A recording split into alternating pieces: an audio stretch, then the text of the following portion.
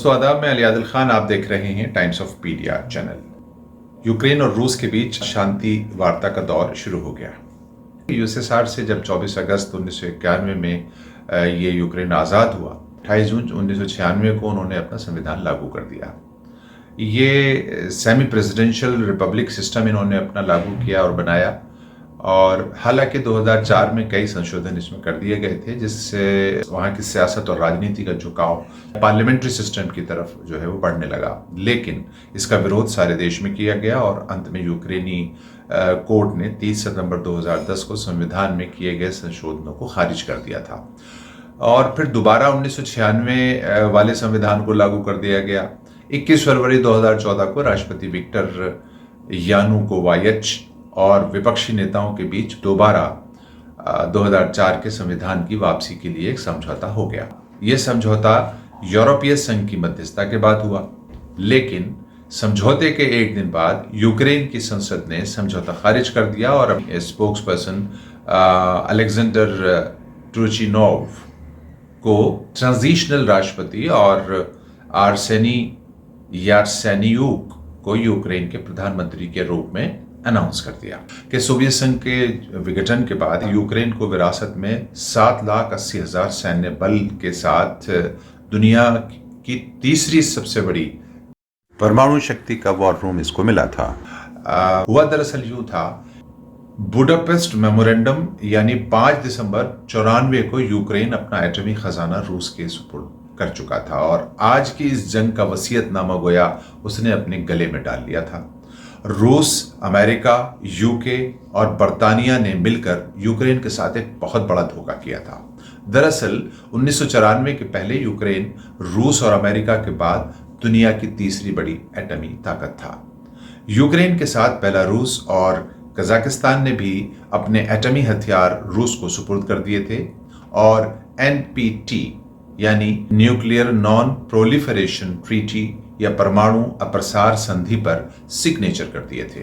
और इसके बाद अमेरिका और बर्तानिया ने इन ममालिक को बहुत सी सहूलतें देने और किसी मुल्क के हमला करने पर फौजी मदद का भी विश्वास दिलाया था, जबकि आज ये सिर्फ खाली जबानी जमा खर्ची दिखाई दे रहा है। हालांकि जर्मनी ने एंटी मिसाइल लॉन्चर्स की एक बड़ी खेप जमीनी रास्ते से यूक्रेन को भेज दी है और वो इसका इस्तेमाल कर रहा है। यूक्रेन ने अपने तमाम सिविलियंस में हथियार बांट दिए हैं। सिविलियंस को ट्रेनिंग बाकायदा दी जा रही है कि वो अपने देश की रक्षा के लिए आगे आएं और हथियार चलाएं और अपने दुश्मन को बॉर्डर्स पर रोक दें। जिस सूरत भी हो वो बॉर्डर पे, चाहे वो टायर जलाएं, तार लगाएं, खुद आगे आएं, जैसे भी हो, दुश्मन को अंदर आने से रोकें। इसी बीच यूक्रेन ने यूरोपियन यूनियन में अपना नाम यानी यूक्रेन का नाम शामिल करने की अपील की है, ताकि यूरोपियन यूनियन के सभी मुल्क यूक्रेन की मदद के लिए संवैधानिक तौर से बाध्य हो सकें,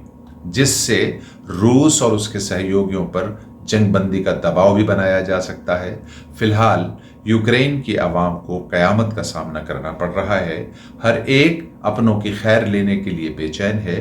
पूरे यूक्रेन में अफरा तफरी का माहौल है, लेकिन बहुत से लोग और देश आज भी आग के साये में बैठकर यही कह रहे हैं, हम तो सुकून से हैं, हमारे देश पर थोड़ी ना कोई हमला हो रहा है। जबकि जुल्म कहीं भी हो उसके खिलाफ तो आवाज उठानी ही चाहिए। उनका कहना तो यह है कि मस्त रहो, जब अपने ऊपर आएगी देखा जाएगा। ऐसे मुल्कों और लोगों की तादाद भी अच्छी खासी है, लेकिन याद रहे दोस्तों, न्यू वर्ल्ड ऑर्डर के सपने को पूरा करने, साम्राज्यवाद और कॉलोनियल सिस्टम को पूरे विश्व पर थोपने की ये आग उन तक भी एक रोज जरूर पहुंच जाएगी जो आज अपने आप को महफूज समझ रहे हैं। ये बम हमारे ऊपर नहीं बरस रहे, बल्कि ये तो यूक्रेन की जनता पर बरस रहे हैं। दोस्तों जरा याद करें सीरिया और फिलिस्तीन, Libya, Afghanistan, Iraq, Vietnam, Cuba, Hiroshima और नागासाकी वाली बमबारी को भी। उसके बाद वहां पैदा होने वाले हालात को ज़हन नशी करें और सुने मलबे के नीचे दबी एक मासूम बच्चे की उस चीख को, जिसके चेहरे पर उसके माँ बाप एक आंसू की बूंद देखकर भी तड़प जाया करते थे, और माँ अपने पल्लू और आंचल से अपने बच्चे के गाल पर टपकते हुए आंसू को साफ करती थी। एक रोज वो लाडला खून से लथपथ था, तन्हा बेयारो मददगार खुद अपने माँ बाप की लाशों के बीच बैठा दुश्मन से बदला लेने के लिए अपने रब से फरियाद कर रहा था और कह रहा था कि मैं अपने अल्लाह से शिकायत करूंगा इन जालिमों की जिन्होंने मेरे घर को तबाह कर दिया है और मेरे माँ बाप को मुझसे छीन लिया है। इसी आहो बका के बीच ये बच्चा भी अपने माँ बाप की गोद में हमेशा की नींद सो गया था। याद करो उस रोज कौन कौन से देश उनकी इस बेबसी और मजलूमियत पर बगलें बजा रहे थे। कहीं उनमें हम तो नहीं थे? क्या आज भी कुछ इंसानियत के खून और यूक्रेन की बर्बादी पर खुश हो रहे हैं? याद रखें, जो कौमें मजलूम की बर्बादी पर खुश होती हैं, एक रोज उनकी बर्बादी भी उनका मुकद्दर बन जाती है और दुनिया फिर उस पर जश्न मनाती है। ऐ खुदगर्ज इंसान, जरा सोच, दूसरों की बर्बादी पर हंसने वालों, वक्त बदलता है और उस बदलते वक्त में अपनी तबाही का अक्स देख लिया करो ताकि कुछ पश्चाताप कर सको। जो धोखे अंतर्राष्ट्रीय स्तर पर यूक्रेन जैसे सैकड़ों मुल्कों को दिए गए, कहीं भारत भी तो इस तरह के किसी धोखे का शिकार या साजिश का शिकार नहीं हो रहा? क्योंकि अमेरिका, रूस और ब्रिटेन जैसे देशों को दुश्मनी मजहब से नहीं बल्कि विकास से होती है।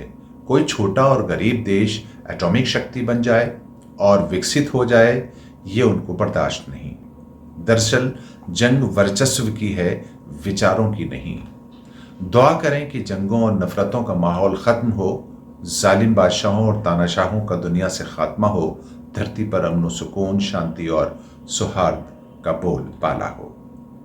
चलते चलते साहिर लुधियानवी की ये नज्म भी कुछ अंश आपके मैं सामने पेश कर दूं कि खून अपना हो या पराया हो, नस्ल आदम का खून है आखिर। जंग तो खुद ही एक मसला है, जंग क्या मसलों का हल देगी। इसलिए ऐ शरीफ इंसानों, जंग टलती रहे तो बेहतर है। आप और हम सभी के आंगन में शमा जलती रहे तो बेहतर है।